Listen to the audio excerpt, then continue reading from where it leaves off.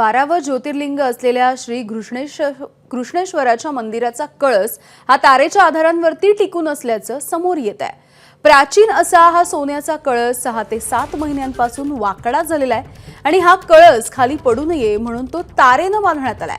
हे मंदिर पुरातन विभागाच्या ताब्यात असून या कळसाच्या संदर्भात मंदिर विश्वस्तांना अनेकदा लेखी आणि तोंडी अशी दोन्ही प्रकारे तक्रार सुद्धा केली होती। मात्र या तक्रारीकडे दुर्लक्ष होत असल्यानं कळसाला तारेचा आधार सध्या घ्यावा लागतोय।